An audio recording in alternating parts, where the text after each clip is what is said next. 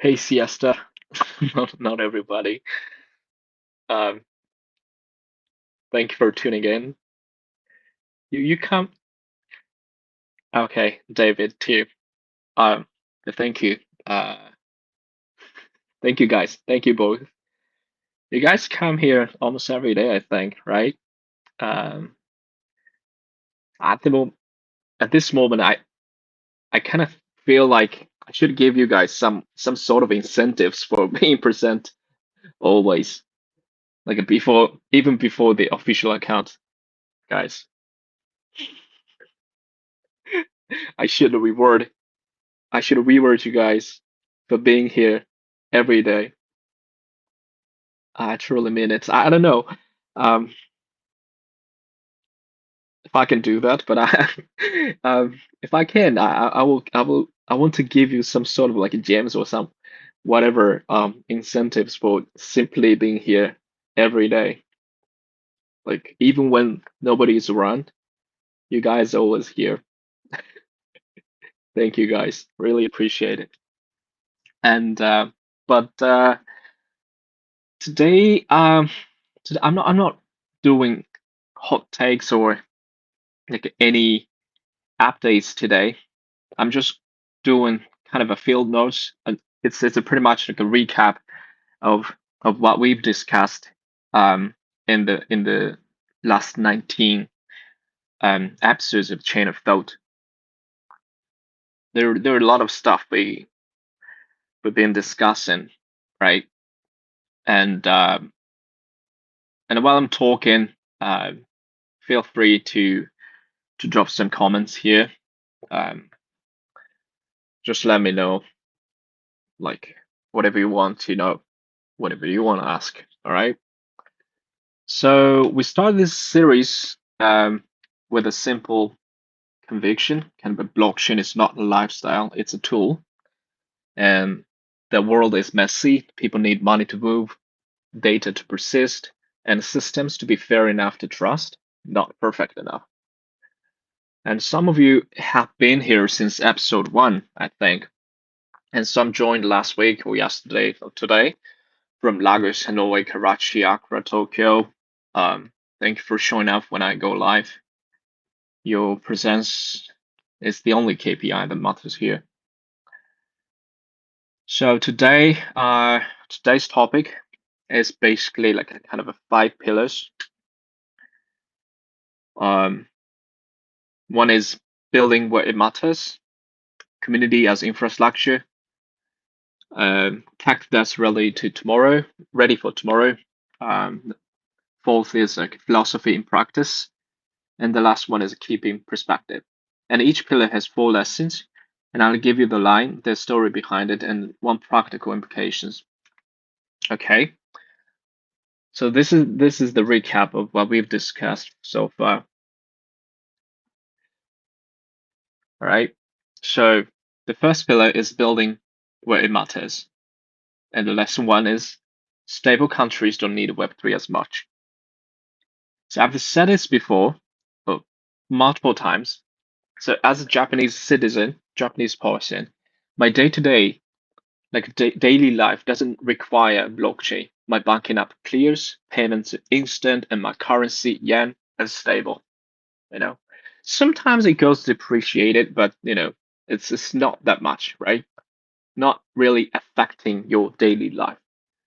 It affects the like national economy, but it's not your like personal, day to day, right? And if your product's core value prop like only resonates in places where everything already works, I think you've built a toy. And the question is, who truly need this? Like who truly needs blockchain? Who truly needs Web3? So so we should start there, right? And this leads to the lesson two. The remittance opportunity is still underbuilt. So across parts of Africa, Southeast Asia, Latin America, sending money home can still lose like 10 to 15% and take days, right? In those corridors, Web3 is not a nice to have. It's a pay raise for the poor or for whoever in need. So if you're a builder and if you're building Rails, like measure success in net, like take home and time to receive, not jargon, right? Map corridors, not countries. Okay. And this is also relevant to lesson 3. Like financial inclusion starts with listening.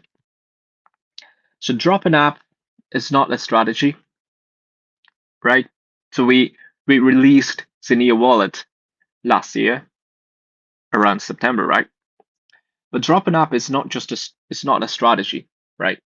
Some markets need stable savings, some need micro loan, some just need a safe place to like store your uh, value offline, online, cloud, or decentralized until it's needed. So ship with regional feature flags. Caching partners, USDT Rails, offline QR, Asian networks, inclusion is local. Right. The key is, I think key is local distribution in local, like local communities. Thanks for the comments, guys.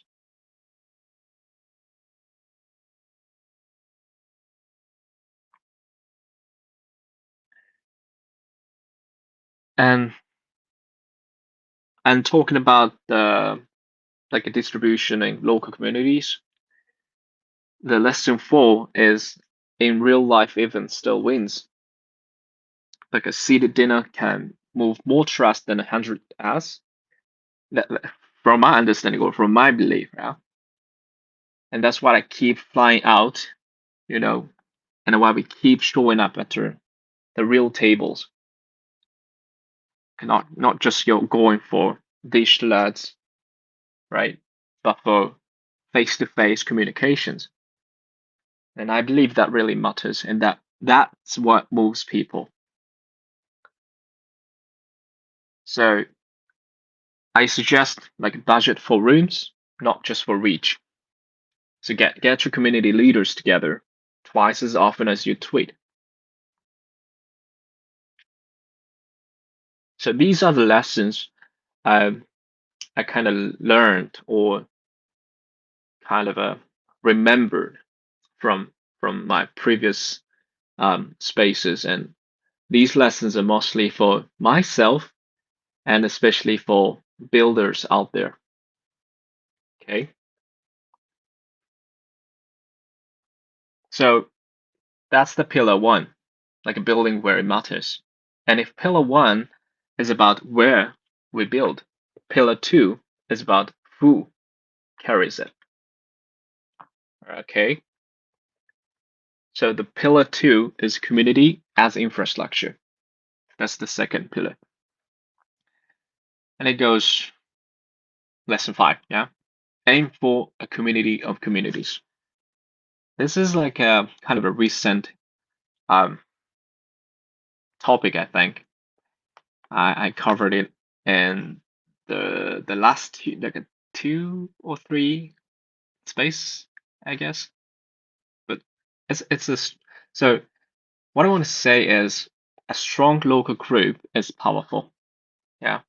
A linked lattice of them, like from Davao to Lagos to Karachi, it's unstoppable. So I suggest don't centralize your evangelism. Federate it. Provide playbooks, design kits, bounties, and let local leaders localize. Yeah, because at the end of the day, like even if you work so hard on your marketing strategies or like localization, you don't know about local cultures too, right? You don't, you're not part of the community yet unless you go there and live there, not just visiting, right? So just let local leaders localize. Don't try to do that by yourself. Okay, that's lesson 5. And lesson 6 is one of my favorites. Distribution is more like it's harder than decentralization, right? Distribution is bigger than decentralization, at least at first. Okay, so pure decentralization is elegant, yeah, like widespread usage is oxygen, but early on, take thin oxygen, right? So my idea is to like prioritize wallets, not white papers. Like ship that simple path to first success, and you can harden and decentralize as you grow. But this distribution is the key. Yeah, I believe like like distribution is much more challenging than decentralizing the hardware. Yeah, the distribution of resources is like what defines success or um the key for the successful project, I think. And this like a distribution thing leads to lesson 7. Professionals and community ownership can coexist. So not everyone wants to run hardware or babysit nodes, right? Like fractional node ownership and pooled staking let communities own infrastructure without becoming operators, right? So if you already know some part of our upcoming node sale, we're not gonna like sell you the hardware, the stuff like that. We're not going to ask you to get the hardware and operate it on your end. So this upcoming node sale is about like fractionalized um, NFTs of the node ownership, and these like node types are like our highest yielding node types. Like a two, it's a combination of two highest yielding node types. Yeah.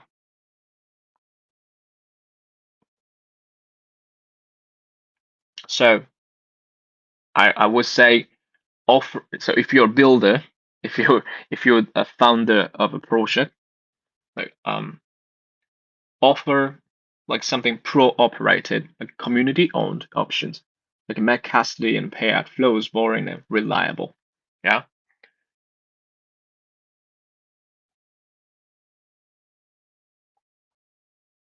But I kind of want to ask you, like, would your circle prefer a DIY multi-sig route or a trusted operator pool with weekly reports and stuff like that?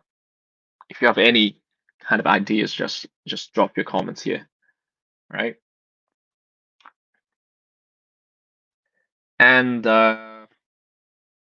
talking about community, lesson 8 is small can go global. Yeah. So you don't have to be in a capital city to be consequential. Tight, intentional groups travel far on the internet, just like the DAO DeFi community. Um, you know, if you are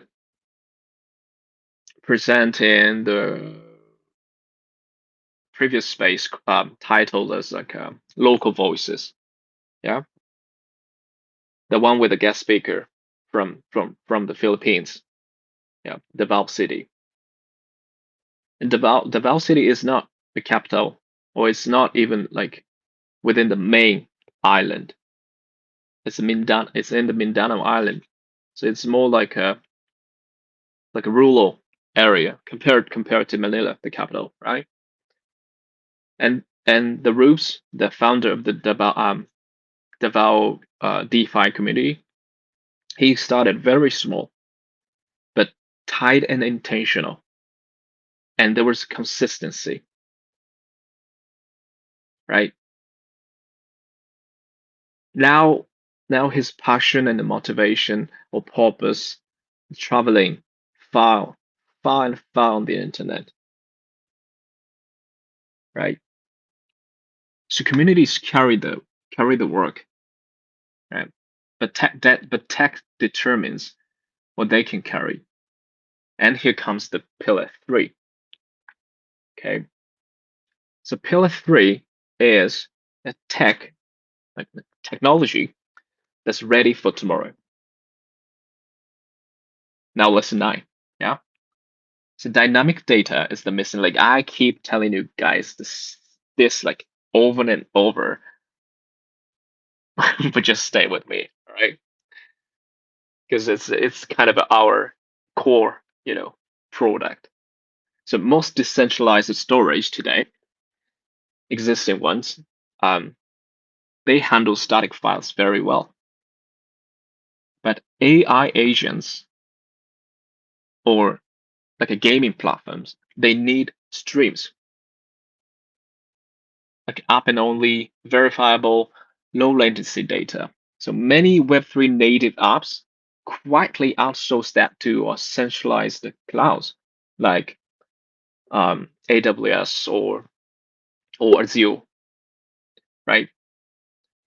So if your app says like real time, your storage must say streaming plus verifiable. And at Xenea, this is why our decentralized dynamic storage exists, you know, to close the reality gap between claims and a compute. That's the lesson nine. Okay. Lesson 10. We're going towards lesson 20. Okay, so stay with me until the last, right?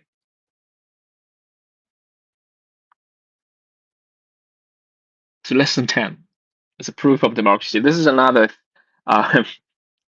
another big topic we always talk about. Yeah. And probably by now, like you almost remember what I'm gonna say. Um, but proof of democracy, yeah. So governance should be particularly participatory without paywalls. So we shape in a model, consensus mechanism where every wallet can become a voting node. No whale gates, no arcane setup, right?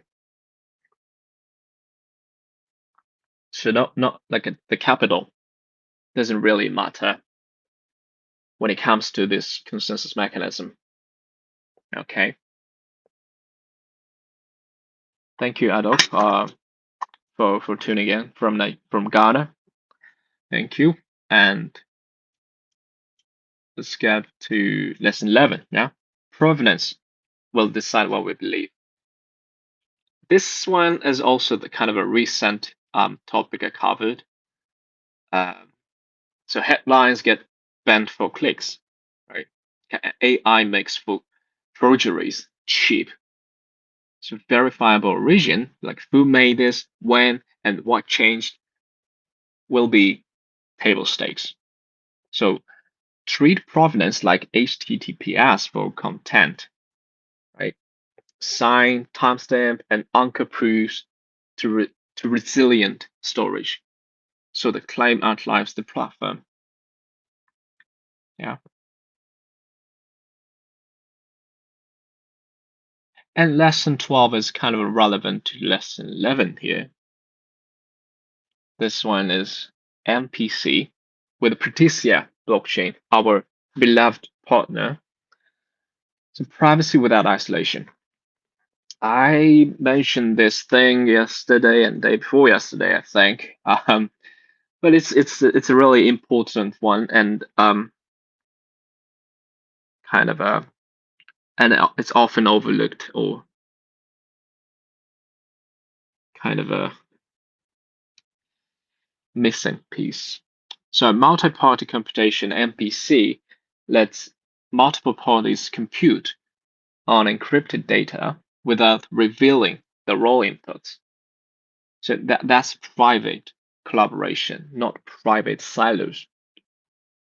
So in deeping finance and AI, so MPC unlocks joint risk models like shared fraud signals. and sensitive analytics without surrendering data custody. So we've got the Rails, but Rails alone don't pick a direction. Philosophy does. Pillar 4. Yeah. So the pillar 4 is about philosophy in practice. Okay. This is lesson 13. Okay.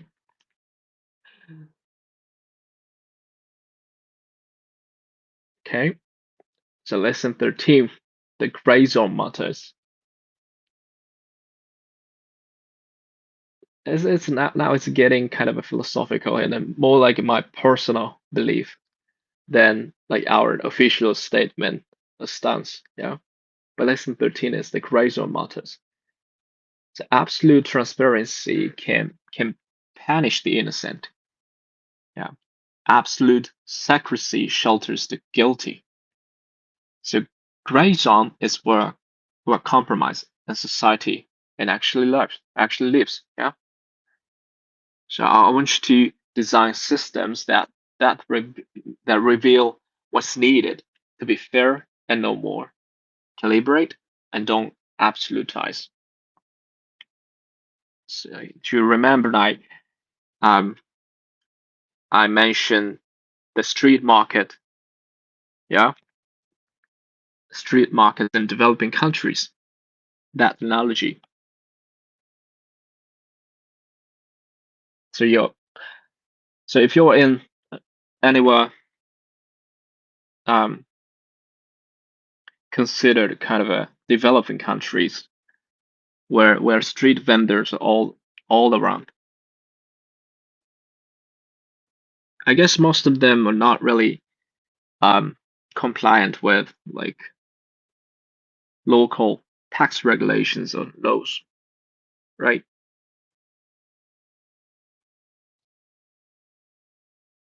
But going forward with compliance, like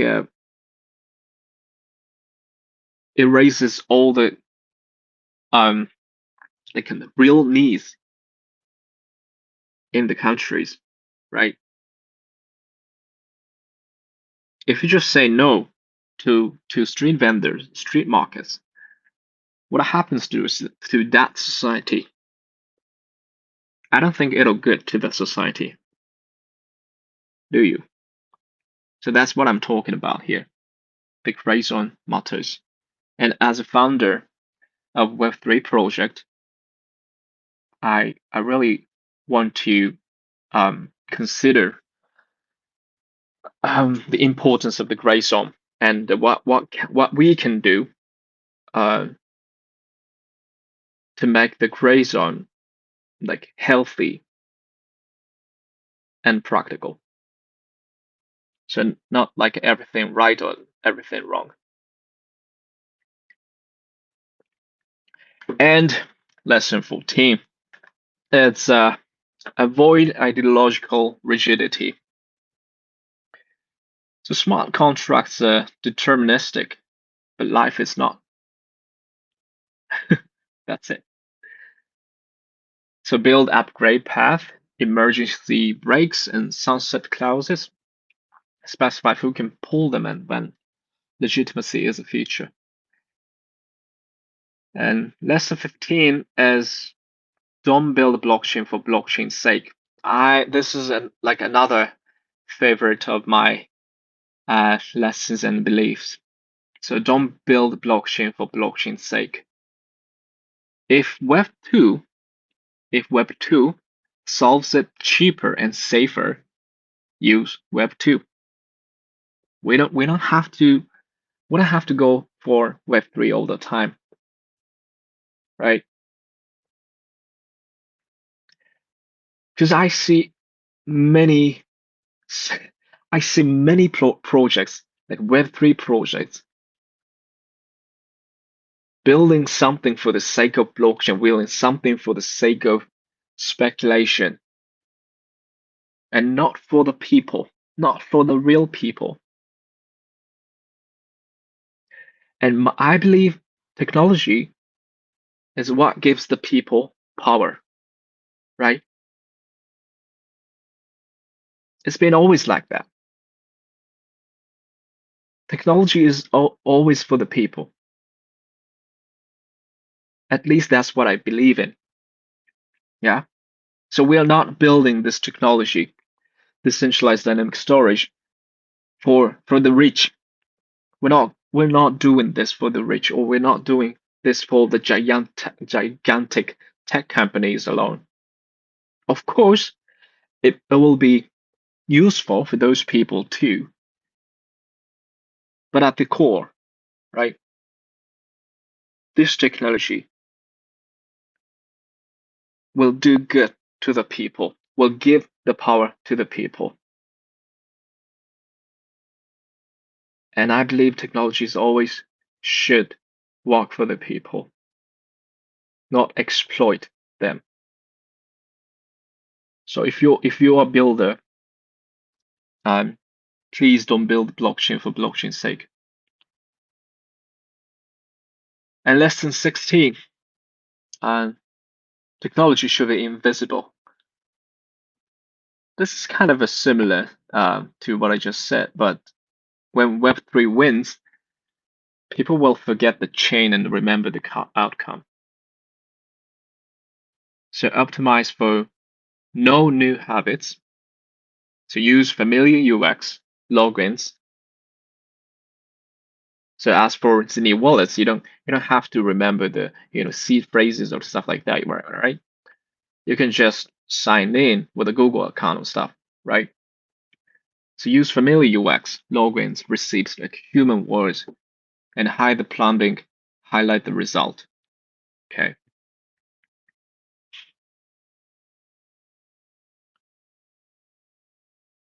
When did you add the mainnet? So okay, let me answer this question first. So when did you add the mainnet? So the mainnet has not launched yet. Okay, the mainnet is going public Q4 this year. All right, Q4. Now we're in the Q3, so the next quarter. All right, that's when the mainnet comes. Yeah.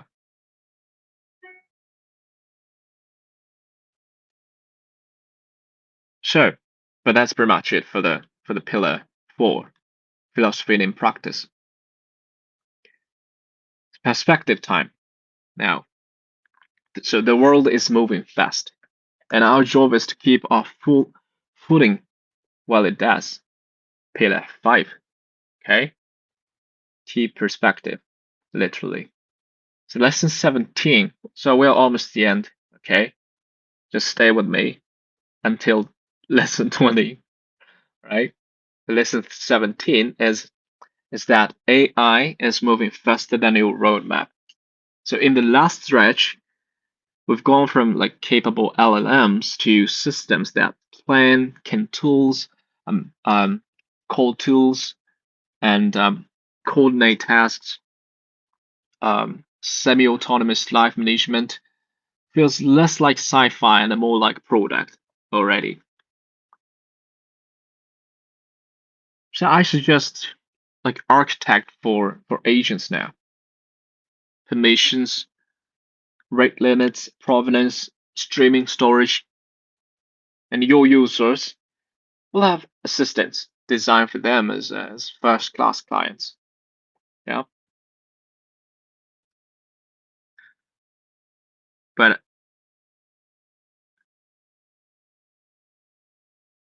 the recent, the most shocking AI product for the past few weeks was personally was not like a GPT-5 or like their open AI's like open source model, but Suno, like the music writing um,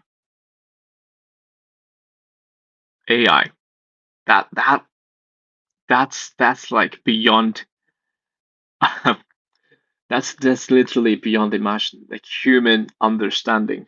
I think that's too much. I tried it already, but pseudo AI is it's incredible. It's insane, and it shows how fast AI is moving. Yeah, it's way faster than your imagination or expectations for real. But anyway, lesson 18 is like usability beats ideals. So most users don't care about decentralization, right? As a co-founder of a decentralized storage platform, I have to care about decentralization. But as a user, if I were just a user, I don't care about decentralization. Do you? I don't think you care about it. So they um so users can I think users they care whether it works and whether they can undo mistakes, right?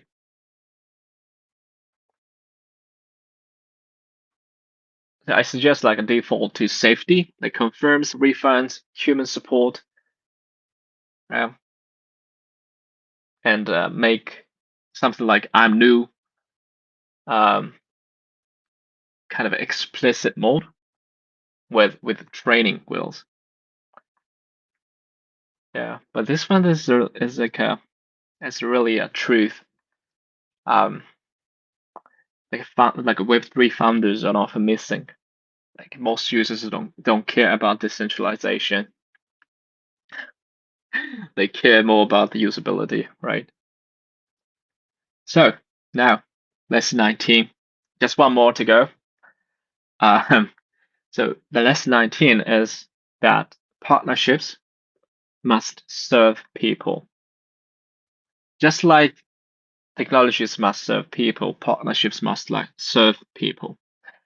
And our Alchemy Pay partnership, like on and off ramp feature in the Xenea wallet, is about moving between fiat currency and crypto without drama, without hassling on multiple platforms. Yeah. And some regions are not supported yet, but that doesn't mean like those users are excluded from everything we do in the future, right? So, like I said in the previous space, um, like if you're from Bangladesh, let's say, you're not uh, eligible for the on and off ramp in the Xenea wallet due to the Alchemy Pay kind of a compliance thing. Yeah. But that doesn't mean you cannot get airdrops from us. All right. So just don't worry. Don't worry. You are still eligible unless you're from North Korea, Syria, Russia, some other parts of the countries that under kind of international sanctions. And I think I shared the list with you guys in my previous post, I guess. No, or at least I replied to Nihat from Turkey uh, with a list of all the information, a list of the countries like excluded. Yeah, and if you want to know more about the list, I'll just share it with you guys later uh, in my post. And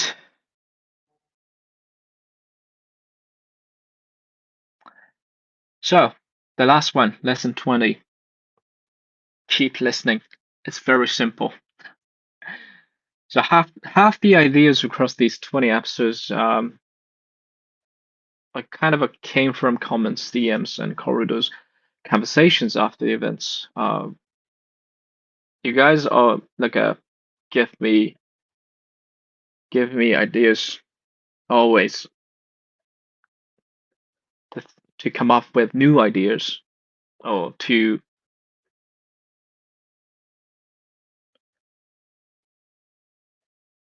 to like consider other options and possibilities. So if you're a builder, a founder, like a Web3 founder, treat your community as a product organ, not a marketing channel. Right? So publish roadmaps, ask questions, change codes in public. That's what you can do. Yeah. And that's the 20. Yeah, that's the 20. It's kind of long list. Yeah. But thank you for staying with me for the entire space here today. But let's make it into just one sentence. Yeah. So if I had to compress this whole journey into one single line, it's going to be like build where it matters with people who matter for problems that matter. Everything else is a detail. Okay, so that's the two sentences. But so forget the latter, like the second part, all right? The first part, build where it matters with people who matter for problems that matter. One sentence. Okay. So, if you lead a city chapter, like local community, or you want to start one, reply with your city plus your focus, like education, DevRel, payments, deepin. I'll follow up with a simple starter kit or kind of a advisory hour if I can. All right. So 20 episodes in, and I'm still learning in public. No, you guys always give me like new insights and new perspectives that I should consider, learn, and reflect. So thank you always for being here, lending your ears, your time, and your brutal honesty. And we'll keep connecting local voices, pressure testing our own assumptions, and building technology that fades into the background so value can come to the front. Yeah.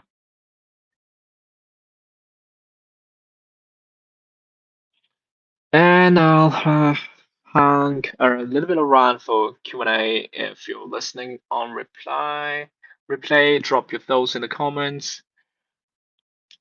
But let me answer a few questions here.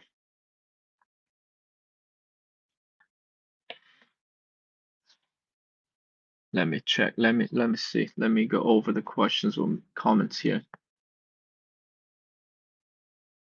Uh,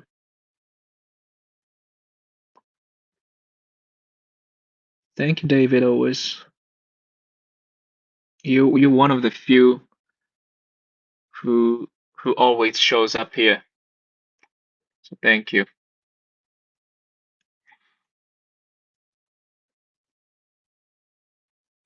Yeah,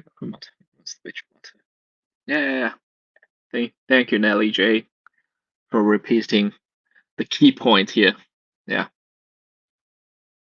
that's the I believe that's the key. Build where it matters with the people who matter for problems that matter. Yeah, I kind of I kind of like the sentence, like the kind of hook. It's a punchline. Yeah. What else?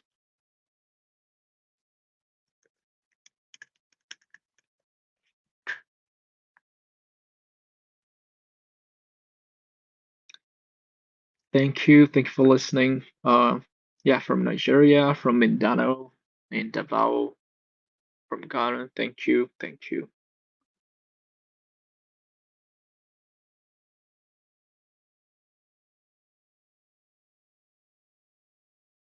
Are these AI token?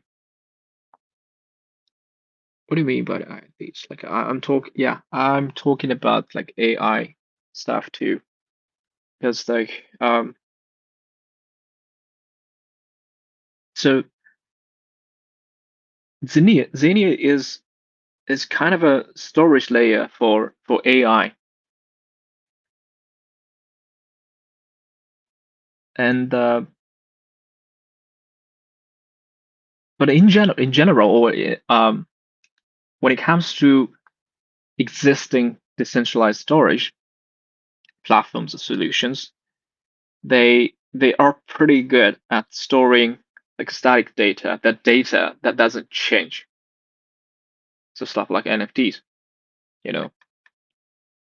But for AIs or some other industry like gaming, they need um, dynamic data support, which means this our storage platform like must be must be able to um, support like real time editing, stuff like that.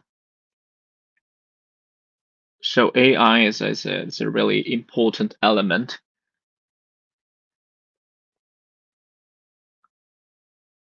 for our whole ecosystem. Okay.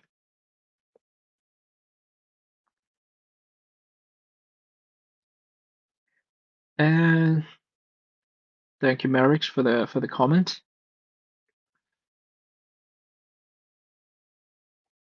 So you're from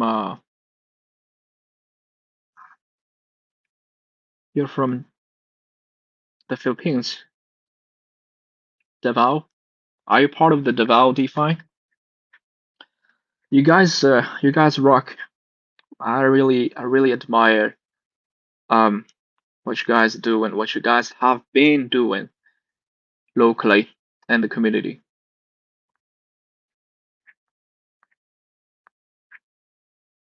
It's really inspiring and impressive. Yeah. What else? How the conversion will be? So you're talking about the conversion rate of like gems on the new wallet to our like native tokens in it. I guess that's what you're talking about, right?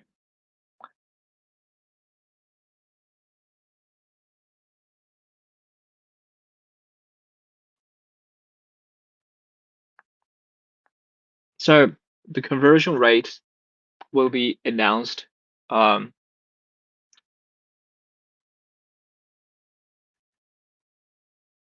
as we reach the TGE Q4 this year. Okay, I cannot disclose information related to the conversion rate of gems to the Xena tokens for now. But you guys will be the first to know if you keep showing up here. All right. And click you cannot back up your call on Stripe and even support on Discord cannot help make it for a month now. So okay, so you did start open ticket on Discord server, right? And you asked for help and but was not helpful, or it didn't solve the problem you were having. Okay, click send me the DM, all right? Send me the details via DMs, and I will directly pass it to the support team. Okay.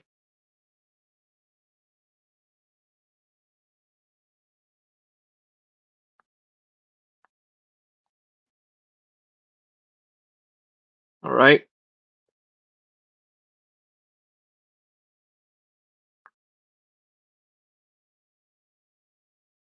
Okay. Thank you, Crypto Elite. You were one of the first few joining this space today. Thank you. Thank you for the emoji clapping. Thanks.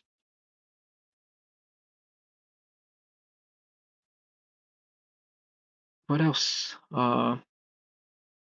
That's pretty much it, I think, for today. And of course, yeah, I'll be back tomorrow again. It's kind of for the sake of keeping the streak, you know. So at least I wanna, I don't know, but I want to keep the streak of this chain of thought until we reach 50 at least. Hopefully 100, yeah. But 100 will be so much. But let's see, you know. Let's try. Let's just try. Okay.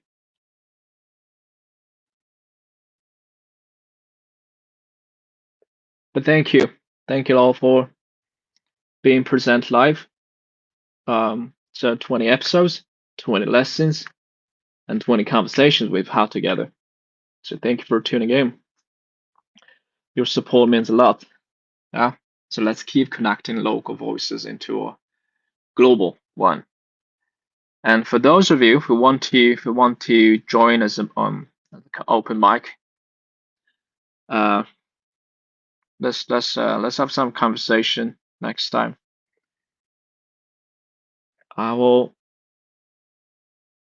do a space like more for kind of a AMA style with open mic opportunities. So that like, you can just take some time to ask questions directly. Yeah. And more casual one. Okay. But until then, or until tomorrow, you know. Anyway, I will do space tomorrow again. Not sure when, not sure what time, but I will. Okay, so thank you all for tuning in. This was Chain of Thought episode 20. Episode 20. 20 lessons, 20 episodes. Talk to you tomorrow. Have a good one. Bye.